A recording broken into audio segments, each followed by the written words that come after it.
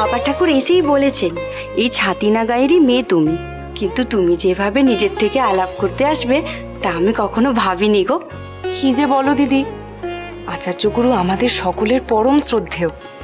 তুমি তেনার মেয়ে আর আমি এই ছাতিনার মেয়ে, আমাদের তো আত্মীয়তা সম্পর্ক হলো গো।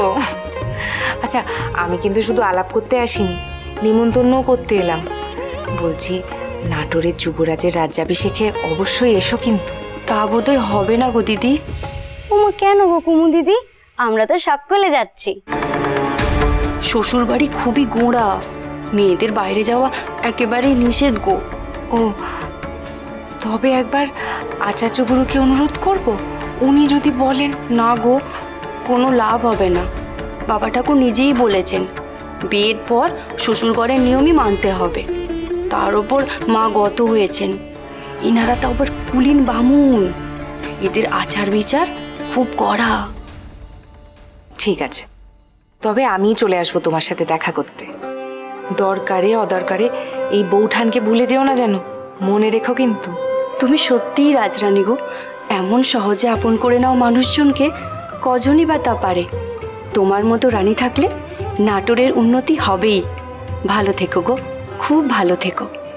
রাজ্যাভিষেকের পর তোমার আর যুবরাজের খুব শ্রীবৃদ্ধি হোক, খুব শ্রীবৃদ্ধি হোক। সূর্য ডোবার আগে নাটোরে ফিরতে হবে।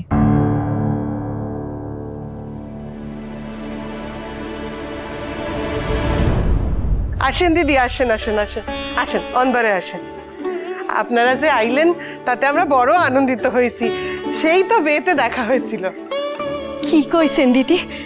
আপনারা রাজ পরিবারের মানুষ, আমাকে যে নিমন্ত্রণে যোগ্য মনে করছেন, এই না কত।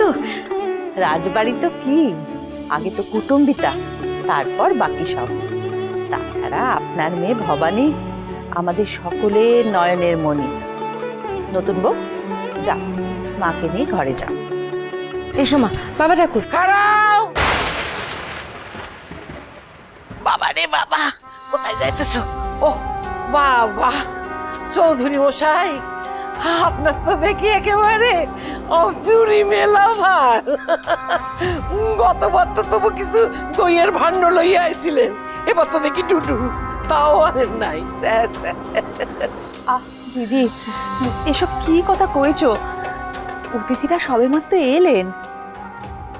একদম চুপ করে রইবে, একদম চুপ। গতবার অনেক বড় বড় কথা শুনছি। কি কি বলেছিলে? এই মাইয়া নাকি এই চৌধুরী মশাইয়ের প্রাণ, নয়নের মণি। কি নয়নের মণি দেখতেছি। বাবা রে বাবা, এই রাজবাড়ি যত আবদা আছে সব মিছা কথা কয়, সব মিছা কথা কয়। আর এই রাজকুমারী কি কয়? ও হাগুরে মাইয়া।